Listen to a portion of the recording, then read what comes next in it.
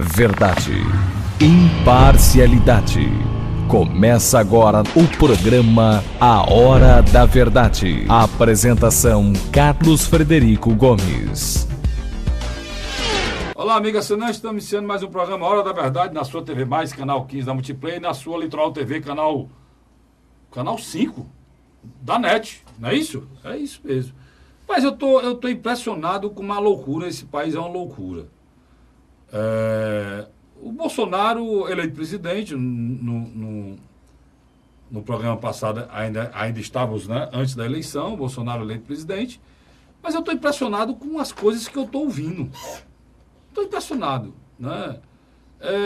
Existem algumas figuras no Brasil que eles querem que o presidente seja do jeito que ele acha que o cara deve ser.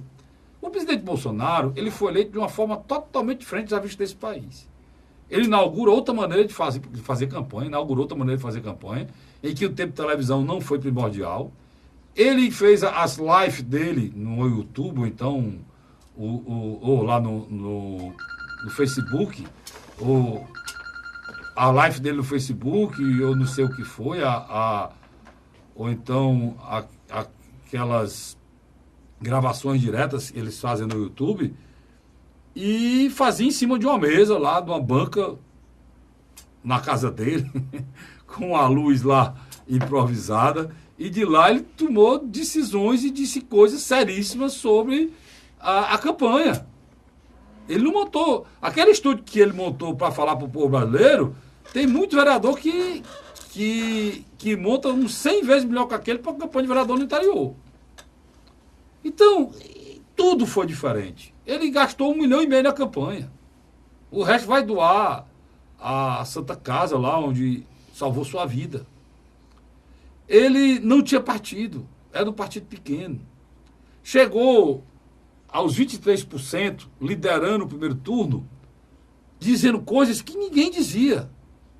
Sendo acompanhado de pessoas que queriam uma maneira diferente dele de ser. Ou seja, defendendo o uso de armas, defendendo não o porte, mas a posse da arma em casa, defendendo igrejas, defendendo o tradicionalismo, defendendo a família, né? Defendendo uma força maior contra a bandidagem, defendendo a autodefesa do policial, inclusive para bater quem atirar nele, coisas que a gente nunca ouviu falar, né? Todo mundo tinha um discurso do politicamente correto em relação à Declaração de Direitos Humanos e muitas outras coisas. Ele ousou. Depois daí, o sentimento antipetista se juntou a esses 23%, 24% e acompanhou o primeiro turno, a gente aqui sempre, e o Bolsonaro chegou no segundo turno com quase 50% dos votos. Quase 50% dos votos. E com a maioria arrasadora de 18 milhões em cima do segundo colocado, o Haddad. Justamente porque o pensamento de um era totalmente diferente do outro, antagônico. Ele vai eleito e continua dizendo as coisas que ele dizia antes. Mudou pouca coisa.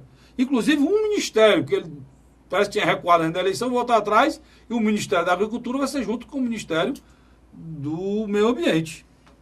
Agora, eu fiquei impressionado com as críticas de âncoras como o Boixá, de figuras como o Camarote na Globo News, ou seja, da grande mídia, da Globo, da Bandeirantes e muitos outros, que querem que o Bolsonaro seja do jeito que eles acham que deve ser.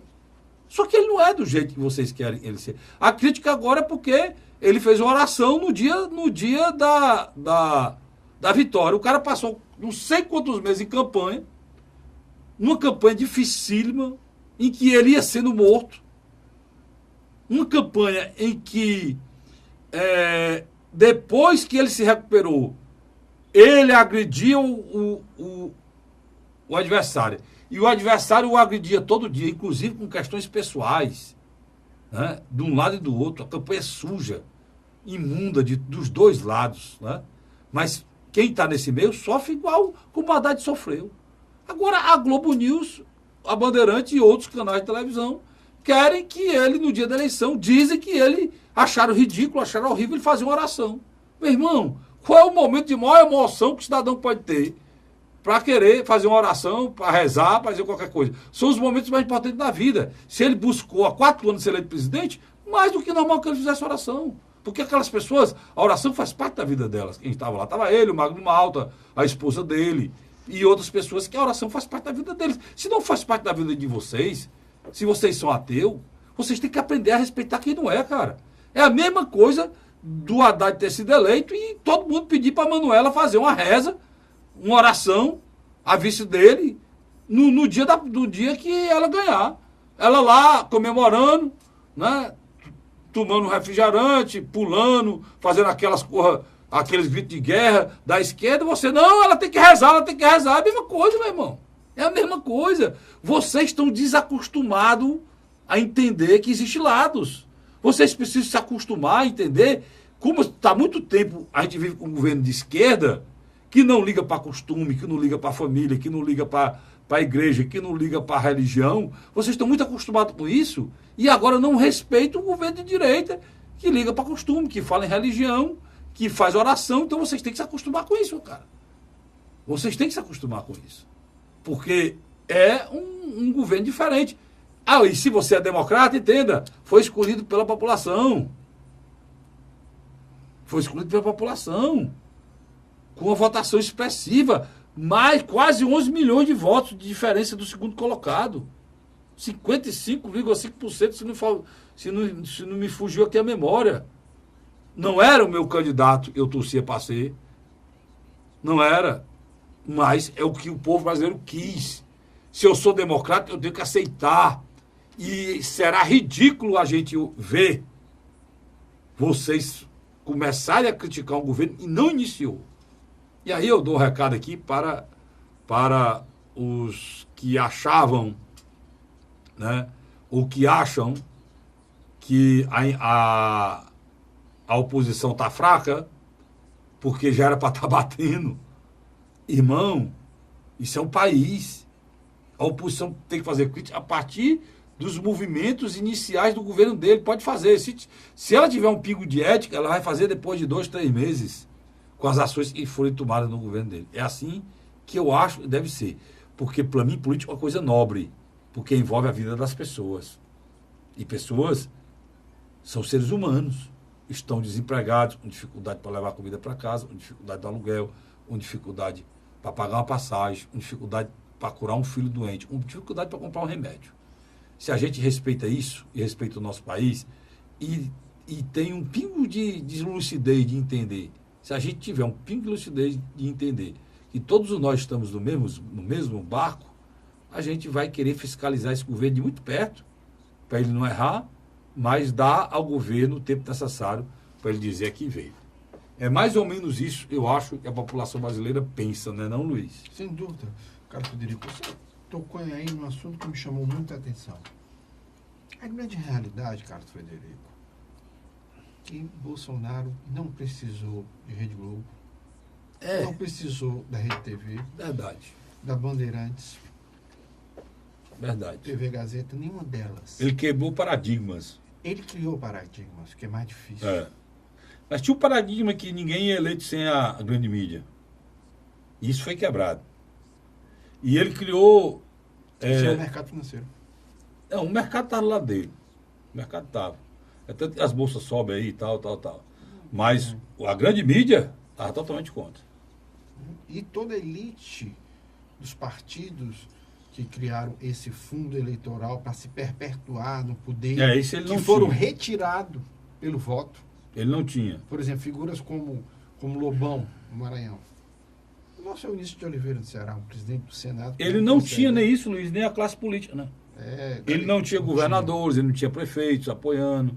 Ele fez a campanha dele praticamente em casa, Sim. o segundo turno em diante. Nós dois criticamos isso, que ele não tinha palanque estadual. Mas vamos lá. Governador do Rio Grande do Sul, palanque do Bolsonaro. Mas é diferente, cara. Não, deixa eu concluir aqui. O governador do Rio Grande do Sul, palanque do Bolsonaro. Governador de Santa Catarina, palanque do Bolsonaro. Paraná, São Paulo, Rio de Janeiro, Minas Gerais, Bolsonaro. Espírito Santo, questão local. Vamos lá. os 3 estados da região central também, todos ligados ao Bolsonaro. E foi o que aconteceu aí. Ele cresceu nas pesquisas, tinha chance real de ganhar, e vários políticos se atrelaram a ele. Quem é Romeu Zema? Quem é Dória? Quem é... Algum dia Dória foi atrelado a Bolsonaro, mano? Não, Algum dia o PSDB foi atrelado a Bolsonaro? Fez a campanha o partido dele é atrelado a Bolsonaro? Não. Ele brigou com o partido, praticamente. Ele esqueceu o partido. Esqueceu o partido o número 45. E atrelou. Se não tivesse atrelado a Bolsonaro, tinha perdido. A diferença dele lá foi 2 pontos percentuais por o Márcio França. Exatamente. E tinha perdido. Esses outros aí foram na carona. O Zema, lá em Minas Gerais, na carona do Bolsonaro. Total. Concordo com você. O do Rio de Janeiro, o juiz, mesma coisa. Esse foi mais do que o Romeu Zema. Mais porque esse tem um discurso pesado, igual o do Bolsonaro em relação à violência. E se atrelou o filho dele, que era candidato ao Senado, Pronto. e literalmente eles...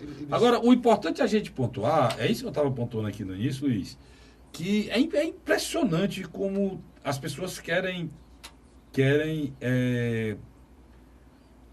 na realidade, eu estou atrás da palavrinha aqui, eles querem tutelar o modelo que ele acha que deve ser o presidente da República.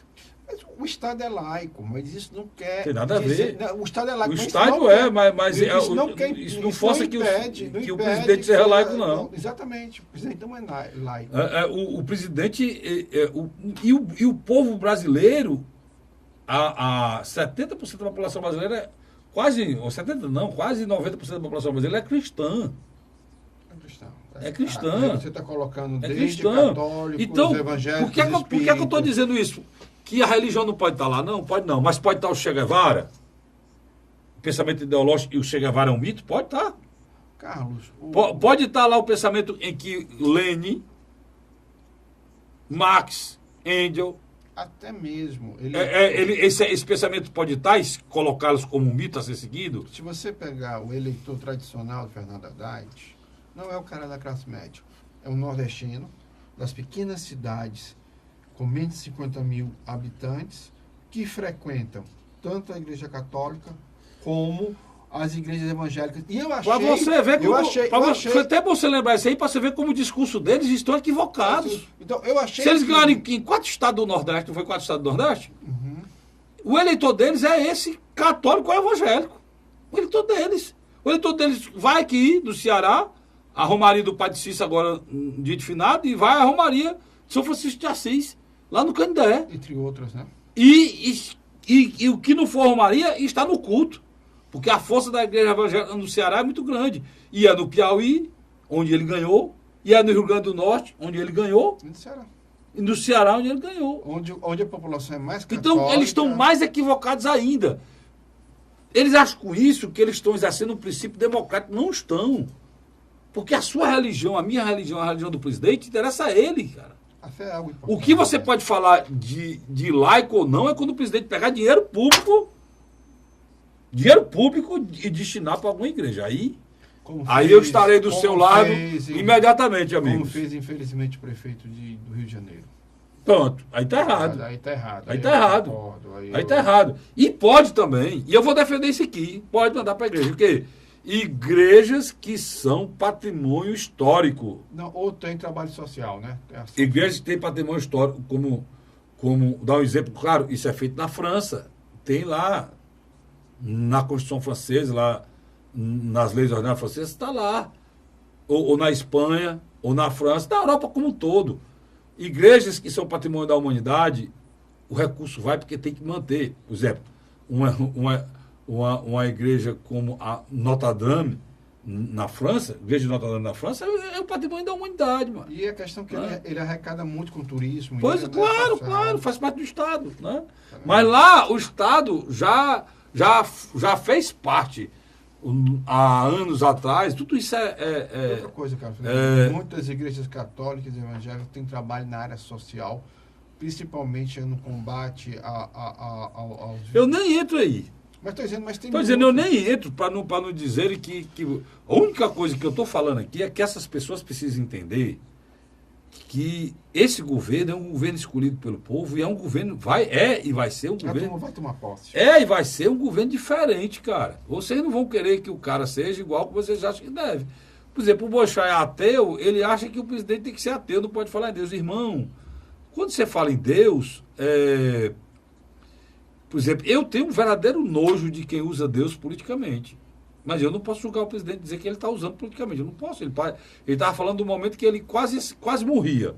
E usou uma frase lá, lembrando que Deus não escolhe os capacitados, capacita os escolhidos. E o Boechat meteu o pau nele por conta dessa frase. Uma frase simples. Estava querendo dizer com isso até uma frase humilde.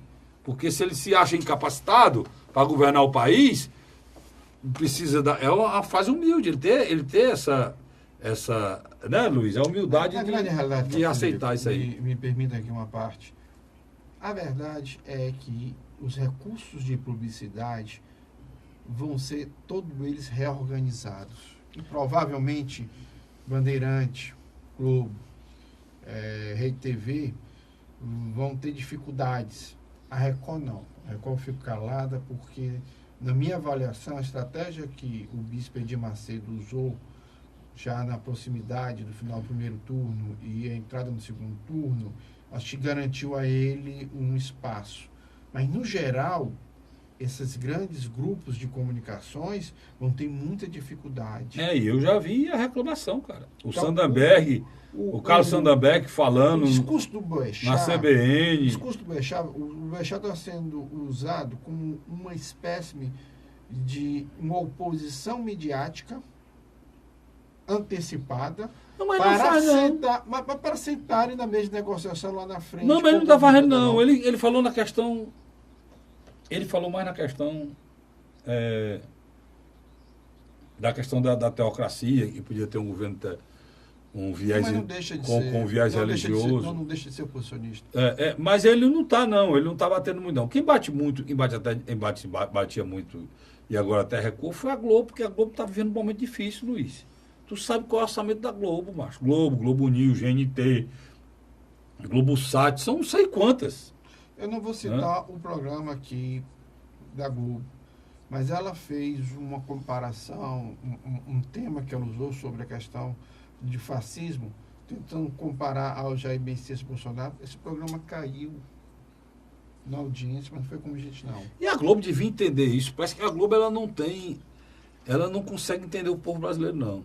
Parece que tem uma imposição de um pensamento lá, que quer empurrar de goela abaixo o pensamento para a população brasileira sem entender. O pior é que ela tem a audiência e vai perdendo. Por exemplo, aquela novela Babilônia, que teve aquele beijo lésbico lá, né? De duas senhoras já de idade, aquela novela foi um recado grande para a população. Nessa brincadeira, eles tiveram que explodir um shopping center no meio da trama para matar vários personagens, entre eles esse casal de lésbica. Eu não sei, eu não assisti a novela. O que eu sei é que a novela despicou a índice de audiência jamais. E a novela acabou antes de começar. Do período. Você pega, por exemplo, a Record. A Record, essa brincadeira dela das novelas bíblicas, só vem crescendo a audiência. O SBT usa novelas onde recupera um pouco da inocência dos anos 70 e 80. E também tem audiência. A gente não está nem dizendo isso não, Luiz. Eles podem fazer a novela que quiserem. O que eles não podem é impor essas coisas a milhões de brasileiros. Isso é imposição. Isso é imposição. Por exemplo, existe horário para você passar 10, 20, 30, 40 beijos lésbicos. Precisa existir horário. Não é naquele horário daquela novela, né? Que tem criança e tem senhora. E a Globo não entendeu isso e ela está perdida até agora. Agora vai ter um problema muito sério, porque eu vi, eles questionaram na entrevista que ele deu à Rede Globo Televisão, você lembra aquela entrevista que ele deu, o Jair Messias Bolsonaro? Agora... Hoje da facada. Não, a última, agora já como eleito, eles tocaram no assunto da Folha de São Paulo. E ele ele pegou pesado da Folha de São Paulo. Ele disse que é um jornal que mentiu e ele não, no governo dele, ele não ia fazer publicidade de jornal que mentia. A história daquela senhora que a Folha botou como funcionário fantasma dele, que morava lá em Cabo Frio. E aí o empresário que e ela estava de férias. E o empresário que investiu nas redes sociais com os robôs para aumentar a campanha do Bolsonaro. Também foi Folha de São Paulo. Esse processo também, e ele falou. Quando ele terminou de falar, o Bonner pegou, fez uma meia-culpa, assim, fez uma defesa da Folha de São Paulo. Fez por quê? Ali explicar por que é que fez. Fez porque a Folha de São Paulo e a Globo, eles são muito parceiros, né? Os herdeiros do Roberto Marinho e do Frias, eles são parceiros hoje. Todos dois já morreram, o Frias morreu no ano passado, e o Roberto Marinho morreu há um bom tempo. Há um bom tempo. E eles hoje são parceiros. Inclusive, várias pesquisas foram feitas. Conjunto ele, Folha de São Paulo. Folha de São Paulo. A Globo também, o Estado de São Paulo. E defendeu. Mas o Bolsonaro não disse a Globo, mas ele deixou claro que jornais mentirosos e grupos de comunicação mentirosos não receberão. Aí o que é que aconteceu no outro dia, Luiz? Tu assistiu? Rapaz, foi o Camarote na CBN criticando, foi o Carlos Sanderberg criticando, que tinha que mandar, não podia ser assim, o presidente não era o dono do dia da publicidade. Eles já são dono do dia da publicidade, não é o presidente não. Aí houve outra reclamação espetacular que eu vi, foi o seguinte, que o governo estava falando em fazer clientelismo, presolitismo, com o dinheiro, fazer chantagem com... Deixa ele só interromper aqui, daqui a pouco a gente vai entrar no segundo bloco, mas deixa ele interromper. Muito petista deve estar feliz, né? Que era o sonho deles, era ver a Rede Globo sem verba publicitária do governo federal. Eu acho que vai ter. Agora, os bilhões que o PT passou para ela... Não vai ter mais, não. Não vai ter mais, não. Certo, e tem mais uma coisa. Eu acho que o Bolsonaro devia aproveitar para democratizar os recursos da mídia, né? E não só é a grande mídia que existe, não. Isso daria um programa todinho. Não é democratizar, né? Como os petistas querem, não, cara. Em amordaçar e tirar a liberdade da gente, não. É democratizar, assim, atendendo televisões como a nossa aqui. Nós fazemos aqui esse programa para 2 canais. De 2 canais que a gente faz aqui, 2 canais de televisão fechada, muito visto aqui. E aberto no YouTube. Os 2 principais, NET e Multiplay. E aberto. A gente não tem publicidade de nada. Por quê? Do governo federal nem sonha. Por quê? Porque o governo federal parece que ele existe para Brasília. Ele não olha o Brasil como um todo. E deveria olhar, pulverizar. Né?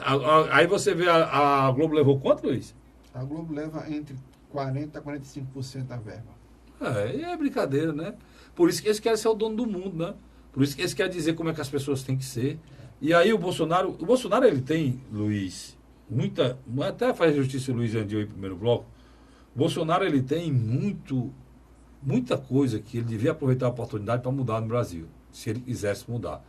Como é que você pode fazer isso? O presidente faz isso no início do mandato, exatamente agora. Ele tem uma carta branca da população no primeiro ano. Se ele souber usar isso, ele pode mudar o nosso país em muito, né? Vai depender da vontade dele e da liberdade dele de tomar as decisões para o bem do país, que não sejam decisões para o bem de alguns. E, na realidade, todo presidente que chega ao poder, ele chega tão comprometido, e não é o caso dele, né?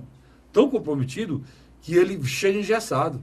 Até os cargos estão engessados. Por exemplo, eu acho que ele teria uma chance enorme de mudar todo esse processo. Eu vou falar sobre Jair Messias Bolsonaro, de novo no próximo bloco. Mais especificamente do cearense Ciro Gomes, né? Também do Ciro Gomes, mas mal falar Jair Messias Bolsonaro, que eu quero aqui de público fazer aqui render aqui uma homenagem ao Luiz, que o Luiz, desde o início desse processo eleitoral, ele sempre acreditou na eleição do Bolsonaro. E colocava, até eu brincava para ele, dizia que ele era eleitor do Bolsonaro. Então, Luiz enxergou lá atrás, quando ninguém acreditava, né? Ou até tem uma frase do Lula não dá para ser comentarista político, não.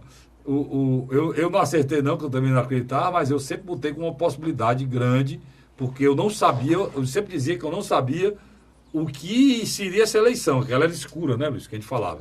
Então, por isso que eu levava sempre em consideração o Bolsonaro.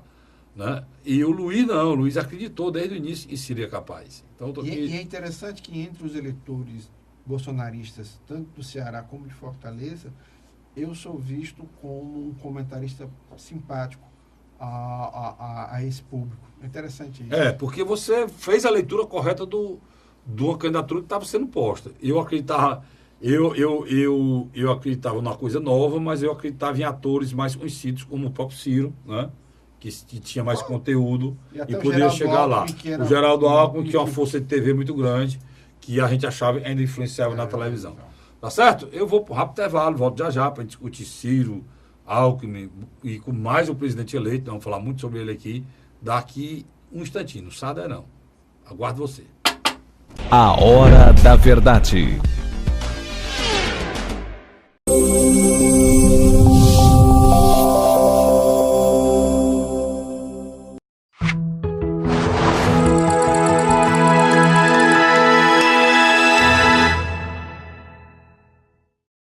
A Hora da Verdade.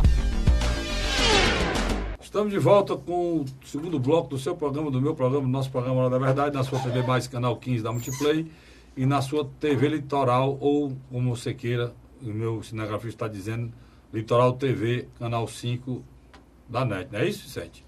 Vicente, agora eu corrigi. Você foi pensar, eu já corrigi, viu? Ô Luiz, o Ciro, aí foi eu que acertei, né, cara? Eu fiz um vídeo, todo mundo dizendo que o Ciro ia apoiar o Haddad, sei o que, vamos com calma, que o telespectador talvez não compreenda. O Ciro ia chegar na sexta-feira, dia 26 de outubro. Foi programado para ele chegar mais ou menos 20 horas, mas o voo atrasou e ele chegou perto das 23 horas. Mas você, na própria sexta-feira, de quinta para sexta, na realidade, você foi no seu canal do YouTube, gravou um vídeo, na qual você dizia que o Ciro deveria ser um cara coerente com a sua própria história e ver o tratamento que o Partido dos Trabalhadores e o Fernando Haddad, Lula e Gleisi Hoffmann fizeram com ele no primeiro turno, evitando que o PCdoB se aliasse a ele, que o PSB, esse especificamente, já estava quase fechado com ele, não foi porque o Lula interviu, e que ele raciocinasse e visse se era vantajoso para o mesmo estar no mesmo barco de Fernando Haddad. E a gente acertou, ele não foi, muita gente teimou comigo, inclusive uma discussão que eu tive com vários amigos na Assembleia, explicando para ele, eu não fazia parte, assim, do caráter do Ciro, ele aceitar aquilo de bom. O que é o seguinte, na realidade o PT fez o Ciro de gato, mas não fez de sapato. Eu sabia que fazia de gato, mas de sapato é uma frase antiga que os nossos avós usavam e usam e a gente aprendeu. Eu sabia fazer de gato, agora de sapato não. Então, o Ciro tinha um limite, e eu sabia que o limite tinha acabado. Tinha plena certeza que tinha acabado. Ele não ia pedir voto para o Haddad. Porque se ele pedir voto para o Haddad, na realidade estava pedindo voto para o PT. Esse é o grande ponto. E o PT não foi correto com o Ciro. E não foi correto com o Cid, irmão dele. Muita gente reclamou daquela frase do Cid e tal, a gente já falou aqui sobre isso. Mas o Cid é um dos poucos caras fora do PT que pode dizer, fazer uma meia-culpa com o PT. Um dos poucos. Por quê? Porque o Cid tem história ajudando o PT para isso. Vou lembrar aqui para vocês. O Cid se elegeu prefeito de Sobral e o vice dele era Dilson Aragão, do PT. Primeiro vice. Se elegeu prefeito de Sobral e o vice dele era Dilson Aragão, do PT.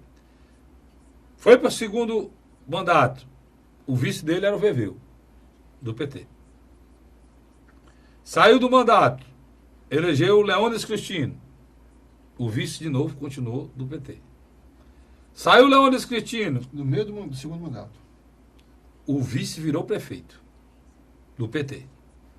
E foi reeleito prefeito pelo PT. E passou 6 anos, né? 4 anos. 6 anos. 6 anos como prefeito.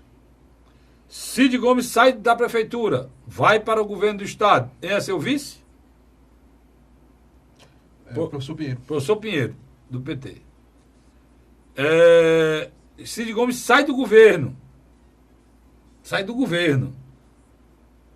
Lançou quem para substituí-lo? O deputado estadual e ex-secretário Camilo Santana, do PT. Cid Gomes, antes disso, Luiziane Lins era candidata à reeleição. Ele, governador do estado. Luiziane Lins completamente desgastada, inclusive nas pesquisas. Ele contraria a família, não apoia a cunhada, Patrícia Saboia. Mãe dos seus sobrinhos. Mãe dos seus sobrinhos, e apoia Luiziane Lins. Ciro Gomes e Tasso Gereissati têm uma aliança inquebrável, um respeito mútuo. Um dos poucos casos em que o criador e a criatura são Permanecer unidos. unidos, iguais como almas gêmeas, os dois. Isso é quebrado. Quebrado por quem? Por Cid Gomes, que atende o Lula e lança 2 candidatos ao Senado indicados pelo Lula, senador Pimentel e senador Eunício, e derrota Tasso Gereissati por cima da vontade de Ciro Gomes. Vocês já viram aqui, na quantidade de eleição beneficiando o PT. Agora, mais recentemente, o irmão dele, Ivo Gomes, é candidato a prefeito de Sobral. Quem é o vice? Petista. Outra petista. A mulher lá petista, lá, não sei quem é. Então, esse cara podia falar alguma coisa. Mas o da Sela é do PDT. Hoje. É petista. Mas o DNA é petista. É a vice-governadora do Camilo. Mas ele foi pro PDT porque ele já era petista, né? Aí tira 2. Esse cara, talvez sou o único Cid Gomes que, com esse histórico, poderia dizer alguma coisa, algum conselho. Ele não conseguiu. Dizem quem estava lá que ele só não apanhou porque tinha gente protegendo na saída do... Agora, só para o telespectador não se perder um pouco, você está falando do evento do Marina Park. Isso, o evento do Marina Park que o Cid falou aquelas coisas. Então, eu estou querendo dizer com esse histórico que se o Cid tem todo esse histórico com o PT e fizeram tudo isso com o Ciro, olha, o problema não é enganar. O problema, João Paulo, o meu querido Luiz Cláudio, não é não apoiar. O problema é você projetar, você dizer que vai apoiar e depois puxar o tapete. Foi o que foi feito com o Ciro. O Ciro e o Cid foram à rua dizer que foi golpe contra Dilma Rousseff. Meses depois estava lá o PT apoiando a eleição de Eunício no Senado e a eleição de Rodrigo Maia na Câmara. Depois que o fato acontece é que a gente vai saber as verdades. Lá no dia das confusão no Marinas, ele disse que a Dilma só não foi eleita senadora por aqui, e teria sido, porque o Lula disse que a vaga daqui era do Senado, era do senador Eunício. E não aceitou que a Dilma fosse lançada aqui, e ela foi para Minas Gerais e perdeu. Cid disse isso lá. Ele ia trazer a Dilma para cá, para lançar a Dilma candidata ao Senado aqui, para a Dilma ficar com o mandato. A ex-presidente, que era amiga dele, ele tinha um relacionamento muito bom com a Dilma. Ela só não foi candidata aqui, só não trouxe o título para cá para ser candidata aqui, porque o presidente Lula impediu, botou ela para Minas Gerais, para o governador Pimentel fazer isso lá do PT, impediu que ela viesse ir para o Ceará, porque aqui uma vaga era do Cid e a outra vaga era do senador Eunício, imposta pelo Lula.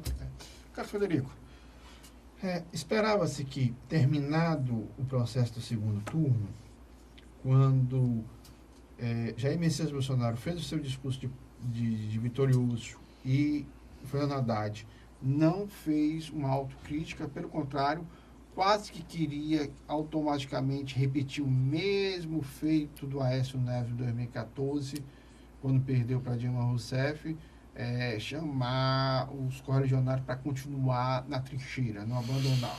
Entendendo? Ele só mudou na segunda-feira, quando ele fez recebeu pressão e acabou fazendo uma autoavaliação e retornando atrás e parabenizando o presidente. Só que, nesse processo, não foi Jair Messias Bolsonaro e Fernando Haddad que, literalmente, se atracaram e continuaram verbalmente se degladiando. Não. Foi Ciro Gomes e o Partido dos Trabalhadores. É impressionante. Ciro Gomes, literalmente, adentra a primeira semana após o segundo turno, não só um crítico voraz, como o principal responsável, junto com o Lupe e André Figueiredo, na construção de um bloco partidário, tanto na Câmara como no Senado, com PDT, PSB e PCdoB, que não inclui o Partido dos Trabalhadores. Eles estão brigando hoje o PT quer ter a hegemonia da oposição. Do pensamento oposicionista. Não tem. Porque os 3 principais partidos da oposição, hoje, fora ele, né, no Congresso estão juntos. E os três juntos dá uma bancada maior que a do PT, né? Dá, os três juntos. Então quem se cacifa mesmo para ser o contraponto a isso é Ciro Gomes. O Haddad, daqui um mês, ninguém sabe mais nem quem é, Luiz. Por quê? Porque o Haddad não tem luz própria. O Haddad é uma lua. A lua não tem luz própria. A luz da lua que você pensa que ilumina a gente aqui de noite é a luz do sol. Então, o Haddad, a luz do Haddad é o Lula. Essa luz é tão forte e é tão DNA do Lula que junto com a ascensão vem também a rejeição.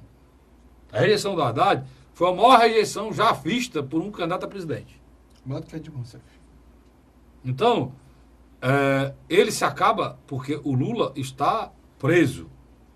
Não vou chamar ninguém de babaca, não. O Lula está preso. Então, e parece que vai continuar preso. E talvez dificilmente vai ser solto tão cedo, porque ele tem a condenação. Se fosse só essa condenação, não tinha problema nenhum, não. Daqui 2 anos, né, Luiz? Já está quase 1 ano, né? Daqui mais 1 ano ele estaria solto. Mas só que vem outra condenação e mais outra condenação aí. Agora. Novembro. Agora, antes do final do ano, vem a segunda condenação. Que deverá também ser agora no começo do próximo ano, então, pela segunda turma. E lá no PT é uma briga de foice. Segunda instância. Lá na PT é uma briga de foice, o Lula se preocupou com a Haddad, porque a presidente do PT, a Gleice Hoffmann, é muito arrogante, prepotente, que é o fígado do Haddad. Ela coloca no Haddad muita culpa em relação... Pelo contrário, ter perdido a eleição. Diga de passagem, o Haddad, na minha avaliação, não teve tempo de se firmar com a marca própria. O pouco tempo que ele teve no segundo turno, ele ainda tentou fazer alguns termos mesmo milagre. E se não fosse a rejeição ao Partido dos Trabalhadores, ele teria tido uma votação maior. E pois não é. foi por causa disso. Agora, Carlos... Ciro se cacifa, só para terminar o raciocínio, para ser o líder da oposição contra o governo do Jair Bolsonaro. E tem mais. É muito feliz. E na primeira frase que ele falou sobre isso, ele disse que não vai fazer uma oposição sectária e raivosa como a do PT, não, né? Ele disse que vai fazer a semelhança... o Cid já tinha dito, né? Ele repetiu, vai fazer uma oposição com responsabilidade. E isso não é nem um favor, nem eu vou elogiar o Ciro Gomes por isso, não, que isso é obrigação. As pessoas têm que entender que isso aqui é um país e tem que ter nobreza nas ações, porque tem pessoas sofrendo por conta de atos de políticos no governo e de políticos da oposição. Está aí até hoje, nós estamos com 14 milhões de brasileiros desempregados justamente por conta dessas coisas que fizeram no governo Dilma. O Luiz pontuou muito bem. Aquela mesma coisa que o Aécio fez quando a Dilma foi reeleita, né, Luiz? Agora, é interessante. Nessa primeira semana, e provavelmente na próxima, o Ciro ainda vai investir na formação desse bloco, trazendo PSB, PCdoB, provavelmente no segundo momento tentando, nesse arco de aliança, trazer a Rede, Partido Verde, o próprio PPS. É como você bem disse, não vão fazer uma oposição intransigente e inconsequente. Só que é um detalhe. Existe, na minha avaliação, hoje um outro espaço que o Ciro Gomes pode aproveitar. Qual? É tentar atrair Geraldo Alckmin, o atual governador de São Paulo, Márcio França, e os tucanos que não querem estar sobre o comando de João Dória a partir do próximo ano. João Dória deixou bem claro que vai, literalmente, fechar uma aliança administrativa e política com Jair Messias Bolsonaro. Então, eu acho que o Ciro tem essa oportunidade de se fortalecer e criar um grupo mais amplo, principalmente com força em São Paulo. Está querendo ele leve os paulistas, os tucanos descontentes lá para o PDT. Para o PDT, e aí, inclusive, Tasso Ribeiro Gereissati? Eu acho que sim, mas aí eu acho que no terceiro bloco a gente vai afunilar essa discussão. O Luiz está... Vamos trazer o Gonzaga Mota para cá para dizer que a política é dinâmica? Nossa, com certeza. A gente volta já aí, não sai daí não.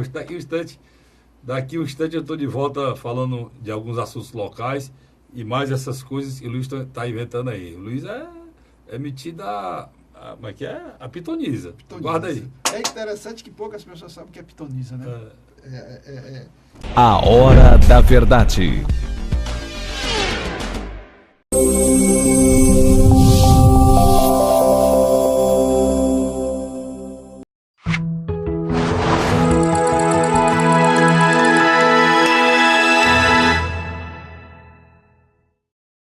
A Hora da Verdade. Estamos de volta com o terceiro e último bloco do programa Hora da Verdade. Tem um amigo meu do interior que dizia foi bem ligeirinho, igual o curso de Bacurim. E foi bem ligeirinho, igual o curso de Bacurim. Estamos de volta, Luiz. Deixa eu dizer uma coisa. Mas o curso de Bacurim, Bacurim dói, viu, meu mestre? Eu nunca roubei Bacurim, eu não sei. Rapaz. Você pegava muito Bacurim aí no meio da rua, correndo no meio das estradas? A história da pitonisa, né? A gente falou no final do segundo bloco. É que você gosta desse termo, mas era quase que, na realidade, o termo mais popular é cartomante, né? Cartomante. E anda adivinhando as coisas. Bora ver, eu não sei, eu acho que essa possibilidade do Tasso ficou muita mágoa, né? Mas política tudo é possível, por isso que eu citei o Gonzaga Mota aqui. Política tudo é possível e a política ela é dinâmica mesmo. Eu falei até aqui que foi por conta da política que eles se afastaram e pode ser por conta da política que eles voltem a se unir, né? Seria muito bom para o Ceará. Eu tenho certeza que seria, né? O Carlos Frederico, mas não sei se é possível. A situação hoje do senador Tasso Gereissati não é fácil. Politicamente, eleitoralmente, o PSDB saiu destroçado. Não, o Tasso tem interesse político ainda, Luiz? Vamos ser bem sinceros. Você tinha um deputado federal com vários mandatos, historicamente identificado com a agremiação, que é Raimundo Gomes de Mato. Não retornou. Carlos Mato, que foi um brilhante deputado estadual. Um dos melhores. Inclusive vai estar comigo passando essa semana na outra, lá no Pela Ordem. Quer dizer, um cara fantástico. E engraçado, que aumentou a votação dele. Mas, no entanto, não... Mas ficou fora. Não tá. Por causa do acordo mal feito, né? Do Tasso com... Capitão Wagner. Não, com o Capitão Wagner não, com o PR. O ex-PR subiu, o grupo do Roberto Pessoa perdeu, e o deputado que tinha na bancada era um deputado com uma densidade de voto menor, que era o Carlos Matos. Tasso Gereissati pega dois ex-membros do PR. Dois ex-membros do PR, dois tubarãozão grande do PR e bota dentro do partido, né? Que tomaram a vaga. Roberto Pessoa, que para deputado federal, tomou a vaga do Raimundo Gomes de Matos, pela votação. E a filha dele tomou a vaga a filha dele e o outro... Tem outro mais aí, entrou também. Não foram dois. Foram dois. Tomou a vaga do... Quer dizer, o que é que eu estou querendo dizer? Se você tem uma pessoa que luta no seu partido para manter o partido ideologicamente, é um tucano de bico liso e emplumado, é o Carlos Mato, altamente fiel. E você faz um acordo desse sem pensar, o Tasso tem essas coisas, né, Luiz? Não, e fez de uma maneira que literalmente... sem dar tempo, sem dar espaço para as pessoas saírem. Olha, né? Carlos, tem umas coisas que o eleitor tem uma certa sabedoria. Tasso Gereissati combateu o atual vice-prefeito de Fortaleza, Mourão de Bictorga, quando mesmo chegou a ser o vice-governador, dizendo que aquele discurso radical do Mourão na área de segurança pública não resolveria o problema. Passado quase 20 anos da saída do Mourão do PSDB e as candidaturas não logradas no mesmo, a Prefeitura de Fortaleza só se tornando vice-prefeito agora, junto com o Roberto Cláudio, uma cópia do discurso Mourão de Torga, mas sem o carisma do Mourão de Torga, porque entre nós, o general Guilherme Teófilo Calles era um homem que não tinha carisma, não tinha um discurso tradicional tassista, que é da questão administrativa. Não é isso não, Luiz. Eu era uma pessoa, macho, eu não fiz aquilo. Você nunca viveu que eu não no posso Ceará. saber, eu não sabe o que é o estado do Ceará. O Tasso importou uma candidatura louca, que a pessoa, pelo simples fato de ser general, que pegasse o general que cearense, ele não sabe o que é o estado do Ceará, Luiz. Ele não conhecia o Ceará. Ele foi conhecer os estados, os municípios, os distritos aqui do Ceará em plena campanha, cara. Isso não existe. Quer dizer, eu não sei, eu não consegui entender aquilo, tá certo? Por isso que o Tasso perdeu grandes amigos que eram fiéis e gostavam dele, como Fernando Hugo, saiu do partido na eleição passada. Marcos Calles saiu do partido na eleição passada. Rapaz, se ele quisesse fazer isso com o Carlos Mato, se ele tivesse lançado o Carlos Mato candidato a governador, o Carlos Mato tinha tido uma votação espetacular. Eu garanto que era 3 vezes a do general aí. Carlos Matos. Você não tem o menor dúvida sobre isso. Pelo discurso, pela coragem, pela determinação. Se ele tivesse pego o Luiz Pontes, que não sei nem se foi candidato a alguma coisa, não foi? Tinha sido muito melhor. Uns 4 PSDBistas. Se o Tasso Gereissati... Até mesmo aquele... A Mayra.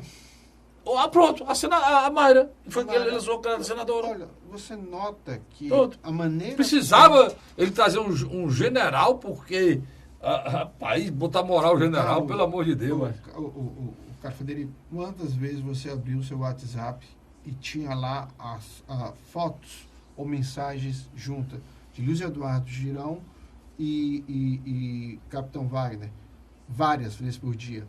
Lembra qual foi as mensagens que eu recebi que tinha Mari e Tasso? Não tinha. Eu não recebi. Eu também não recebi. E vi muito pouco. Deixa eu falar uma coisa sobre a doutora Mayra. Primeiro, se solidarizar com a doutora Mayra pelo que foi feito aí no governo, e eu acho que tem um viés... Durante essa semana. Tem um viés errado aí em relação à demissão dela. Acho que deveria uma conversa. Mas uma conversa deveria ter. E eu não vou fazer a hipocrisia que está fazendo aí, o pessoal achando que não tinha motivo. Tem. Motivo para uma retaliação tem. Por quê? Porque eu parto do princípio seguinte: a doutora Mayra hoje, ela não é só a doutora Mayra. Ela é política. Ela foi candidata ao Senado. Boa votação. Né? Ela ter sido candidata antes de dizer alguma coisa? Não. Não. Ela foi candidata ao Senado. Então não é mais a doutora Mayra que atende as pessoas lá e que filma o descaso do governo. Não é só a doutora Mayra médica. É a doutora Mayra médica. Mulher. E a doutora Mayra mulher, médica e política. Então, se estivesse lá, sentado lá na emergência, esperando para ser atendido de uma forma degradada, eu não queria que a minha imagem saísse por aí, em rede social, em todo canto, sem a minha autorização, não. Eu não queria, não. Eu não queria, não, doutora. Sinceramente, eu não queria, não. Principalmente porque ela está sendo e vai ser usada politicamente. Como usam politicamente essas imagens. Por exemplo, não é correto você usar o desespero, a degradação do ser humano, politicamente, não. Se a senhora fosse só médica, presidente do Sindicato dos Médicos, e não fosse política, perfeito. Não tinha reparo nenhum a fazer. Peso e contrapeso. Eu estava aqui criticando diretamente a cooperativa e o governo por ter tomado essa decisão. Eu critico meia culpa o governo, porque não precisava chegar a tempo, bastava ter chamado ela. Doutor, é o seguinte: a gente quer seu serviço, quer seu trabalho, mas a senhora tem que jogar aqui no time de quem quer melhorar esse hospital. Não é, tá o tempo todo avacalhando e mostrando só os erros do hospital. O remédio saiu pior do que você imaginava. Né? Então, eu acho, se ela não fosse política, mas ela é política hoje. Ela é política hoje. Então, entendam isso, cara. Você foi candidato, você é político, você não é mais a condição. Não, a minha condição é sim, mas você é político. Você está usando a sua condição de médico, a sua denúncia politicamente. A senhora disse na campanha: enquanto o senador Onísio está envolvido em corrupção, eu estou aqui lutando para o seu bem-estar. Então, essa é a condição política. Na saúde. Pronto. É isso e é preciso ser dito. Infelizmente, os deputados lá na Assembleia não falam o que o Heitor Ferrer deveria ter feito essa ponderação. Não fez. Meu amigo Heitor Ferrer, gosto muito dele, mas não fez a ponderação correta e deveria ter sido feita. O Heitor é impressionante. O Heitor, como oposicionista no período do Cid Gomes, ele criou uma marca bem eficiente, mas agora na oposição ao Amélio Santana... Verdades são verdades, nobreza, atitude, caráter, dignidade. Quando você avoca isso, você tem que ouvir tudo isso que eu estou falando aqui, tá certo? Tem que ouvir, é isso, Luiz? E não é só ouvir também, ponderar o peso e contrapeso. Ela errou na minha avaliação, concordo com você, quando ela externou o vídeo, porque aí, de alguma maneira, não estava médica, não, ainda estava candidata. Ela tinha acabado de voltar, Luiz. Ela ainda estava candidata. Agora, a direção também foi equivocada. Pô, equivocada porque não precisava ter demitido, ter chamado, conversado, ter dado uma explicação, ter explicado o que eu estou dizendo aqui, né? Aí, se repetisse o caso, aí sim, tomar a decisão. Agora, Carlos Frederico, estamos chegando aqui na reta final do programa e dar os parabéns ao governador Camilo Santana. Por quê? A votação que ele deu ao Fernando Haddad foi algo impressionante. Ele simplesmente levou a campanha no interior e Fortaleza sozinho. Foi. Os votos do Ciro se somou aos votos do Haddad, praticamente, né? Sem dúvida. Sim, os votos do Ciro se somou aos votos do Haddad. Uma demonstração também que o Ciro e o Cid foram muito, apesar das críticas, foram leal aqui, né? Pode falar o quê? O Ciro e o Cid fizeram o que era para fazer. É como eu vi, cara, aquela história do cara fazer a crítica aqui ao eu. Mas a vitória do Camilo foi na região metropolitana. Foi. Ele não permitiu que a votação do Bolsonaro tomasse uma dimensão enorme na região metropolitana. E já deu declaração aí que eu achei espetacular, que vai procurar o presidente eleito, que tem respeito, vai procurar, vai ter a questão institucional dele federativa, não tem problema nenhum. É assim, esse é o Camilo Santana. Ele sabe da obrigação dele, sabe da obrigação do presidente. E o Ceará tem brasileiros que precisam do apoio do governo federal, não é, Luiz? Sem dúvida. E o que você falou é uma verdade. O próprio partido do presidente Jair Bolsonaro é poder agora, né? Vai ter 3 governadores. Então, o que acontece? O Jair Bolsonaro ele não pode atuar com fígado. Ele vai ter que ver a questão da reforma fiscal e ver a situação dos estados. O estado do Ceará passa por uma crise, mas uma crise gerenciada. Não atrasou o salário, tá entendendo? Tem capacidade de conseguir empréstimo até no exterior. E eu tô com a ilusão, Luiz, pode até ser que eu esteja errado. Os passos que ele está dando, ele vai conseguir. O próximo ano não vai ser catastrófico como a gente pensa, não. Eu acho que ele vai conseguir, no mínimo, muitos recursos externos, porque ele parece que vai manter o presidente do Banco Central. Está falando e vai fazer uma coisa que o mercado sempre quis. É uma coisa que eu discordo, tudo isso eu discordo, acho tudo isso errado. A independência do Banco Central. Ele vai tornar a independência do Banco Central e isso vai dar ao mercado internacional uma coisa muito séria. Eles vão dizer, rapaz, o Brasil está ficando do jeito que é para ser. Então eles vão investir aqui dentro. Pedro Malano, Fernando Henrique Cardoso e a figura do Henrique Meirelles como presidente do Banco Central no período Lula nunca tiveram uma força como Paulo Guedes terá no início do governo. Pois é, Paulo Guedes vai ser ministro da Indústria e Comércio, ministro da Fazenda e ministro do Planejamento. É um super ministério que vai poder fazer. Inclusive, ele falou essa semana já, se o presidente do Banco Central, que é um nome difícil, eu me esqueci aqui agora, quiser continuar, vai continuar, o que está lá, inclusive conseguindo um mandato. Não conhecido quando presidente. É um mandato diferente do presidente do Banco Central, que não coincida com o mandato do presidente para não ter influência de eleição em relação à economia. A economia fica estável. A segunda coisa que é importante a gente pontuar é que ele tem a amizade e já a demonstração do apreço do Trump. E é muito fácil botar investidor aqui dentro, o presidente Trump. Né? E outra coisa... E como o Brasil vem de uma recessão, se entrar aqui um dinheirinho grosso aqui dentro, né, o Brasil pode crescer de uma forma estupidamente, assim, rápida, e a gente ter, porque a gente vem de uma recessão, né, a gente ter um crescimento razoável no próximo ano. O secretário do Tesouro Nacional, o cearense Mansueto de Almeida, tudo indica poderá também continuar. Será ser o segundo homem na área econômica. Pois é, ele tá aproveitando peças, pessoas técnicas que têm o respeito do mercado lá fora. E eu nunca vi bicho importante de mercado. Mercado não volta, mas você fala em mercado. Você que brigou com seu cunhado, brigou com seu irmão, quase batia na sua mulher por causa e a sua mulher quase lhe deu os tabertos por causa de política. Você discutiu com o seu cunhado, brigou com o seu sogro. Pois você, meu filho, é um abestado. Um idiota, um imbecil. Não fica com raiva de mim, não. Por quê? Porque eu não vi falar em você nem um instante. Eu só vi até agora quem ganhou a campanha falar do mercado. O mercado vai gostar disso, o mercado vai gostar daquilo, o mercado vai gostar disso. Quem tem poder é o mercado. O mercado financeiro é quem manda. Hã? E você que estava brigando feito besta. O mercado brigou com ninguém. Eu gostei da sua respiração aí falando palavra cunhado. Cunhado, você brigou com os cunhados. Pois é isso, essas coisas que é preciso que a gente entenda. Que o cara ligou para mim essa semana no meu programa de rádio e disse assim, Cássio Frederico, não, mandou um WhatsApp, disse assim, Cássio Frederico, é impressionante como você adivinha as coisas. Tudo que você disse que ia acontecer depois vai acontecer, não é. Eu não adivinho nada, meu irmão. Eu só tenho várias eleições que eu acompanho. E é a mesma coisa. É empirismo. É a mesma coisa. Você precisa entender as coisas como elas são. Quem está sendo consultado, preocupado agora é com o mercado, não é com você. Você não viu falar ainda, reforma da Previdência, para agradar quem? O mercado. Reforma tributária. Mercado. Você vai falar alguma coisa da segurança que iria atingir você? Até agora ainda não, depois. Primeiro o mercado. Da saúde, se eu falar alguma reforma? Não, depois. Primeiro o mercado. Né? O mercado é que manda. E por ele ir por essa área, que era o que eu discordava dele como presidente, eu acharia que a gente tinha que ter uma visão de um país mais humana, né?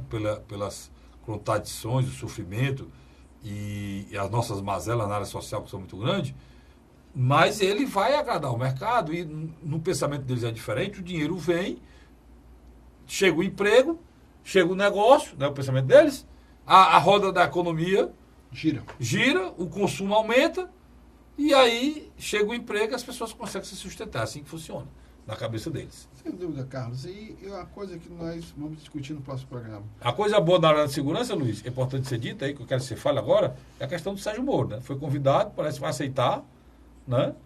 Mas aí Justiça também, e Segurança, o superministério também. Mas aí tem um detalhe aí um pouco eleitoreiro, né? A questão que você está colocando é importante, é você entender o seguinte, o juiz Sérgio Moro, ele foi responsável por toda essa transformação que houve na sociedade brasileira. Inclusive a prisão do Lula. Até a implosão da elite política brasileira. E a implosão da elite política para poder surgir o Bolsonaro. Muita gente acusa até que ele era eleitor do Bolsonaro. Né? Então, se ele aceita um cargo no Executivo, eu acho que ele arranha a credibilidade dele, né, Luiz? Mas, por outro lado, ele já se prepara para ser o sucessor de Bolsonaro. Mas ele... Isso, pronto. Aí, se ele for político, aí tudo bem. Se ele for, como o Luiz está dizendo, o Luiz está dizendo tudo bem. O que dizem lá é que ele iria para o Ministério, é o Ministério da Justiça e Segurança Pública, que é um ministério pesado, né? Porque com força, o Ministério da Justiça foi esvaziado, agora criaram a Secretaria Extraordinária mas de Segurança Pública. seria um ministro espetacular, né, Luiz? Do sonho. Contra a corrupção e para enfrentar o crime organizado. Né? Lembre só o telespectador que, infelizmente, nós estamos gravando no dia do encontro do presidente, do futuro presidente com o juiz Sérgio Moro, e a gente não soube do resultado. Então a gente está aqui só especulando, felizmente. Aí está especulando. Se não der certo, você esquece tudo que ele disse aqui. Agora, o próprio fato dele conversar sobre isso tem esse lado. Por outro lado, ele iria passar 2 anos nesse ministério, fazer o que tinha que ser feito, arreitar o país, e depois ir para a vaga do Celso de Mello e vai se aposentar em 2020. Eu vejo diferente. No Supremo Tribunal Federal. Eu vejo. Mas o Luiz já está vendo outro viés. Ele fica até o final e seria candidato a presidente no lugar do Bolsonaro. Porque o Bolsonaro defende o fim da reeleição para presidente e é interessante. Defendia, né, Luiz? Tem que saber se continua defendendo. Não, mas na minha avaliação, com a entrada do Sérgio Moro, ele já teria não só um sucessor natural, como ia reforçar esse movimento neoconservador hoje na sociedade civil brasileira. Está faltando 1 minuto e 30, eu avisei até, ele apontei para o meu cinegrafista, que tem um bicho aqui, quando o nome está parando, ele começa a apitar. Antes que ele apite aqui, eu já avisei ele, falta 1 minuto, mas mandar um abraço para você, Luiz, obrigado, meu irmão. Eu que lhe agradeço, cara.